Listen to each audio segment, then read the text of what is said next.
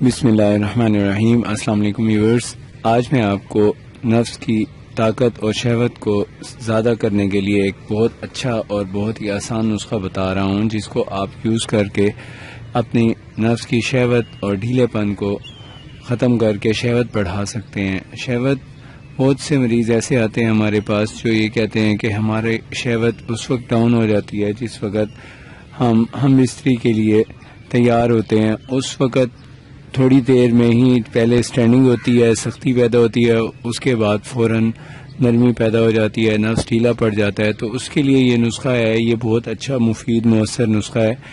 آپ نے لینا ایک آدھا کلو دودھ لینا ہے، بکری کا دودھ لینا ہے، اس کو اچھی طرح بوائل کر لیں، اور بوائل کرنے کے بعد آپ نے جب وہ فل بوائلنگ پوائنٹ پہ ہو تو اس میں آدھی چمچ اس کے اندر آپ نے ایک بوٹی ہوتی ہے، اس کا بیج ہوتا ہے مال کھنگنی کا بیج، وہ بیج آپ نے اس میں ڈال کے بوائل کرنا ہے۔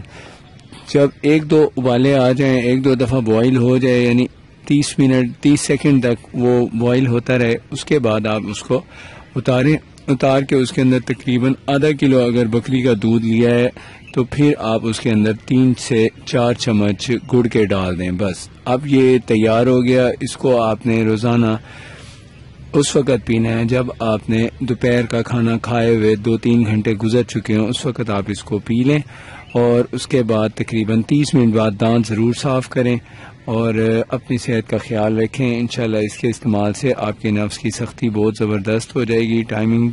ٹائمنگ تو علیحدہ ایک نسخہ ہوتا ہے، اس کو یوز کرنا پڑتا ہے، لیکن نفس کے تناؤ میں اس سے بہت زبردست اضافہ ہوتا ہے۔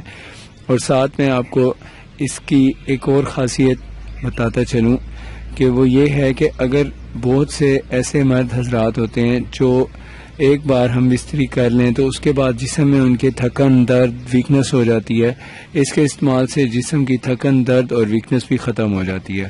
ویورز، یہ آج کا ایک زبردست اور آسان سا نسخہ تھا۔ آپ کو معلوم ہی ہے کہ میں اکثر ایسے ہی نسخہ جات آپ سے شیئر کرتا ہوں جس کی کوئی سائیڈ ایفیکٹ نہیں ہوتے اور جس سے کوئی ویکنس نہیں ہوتی۔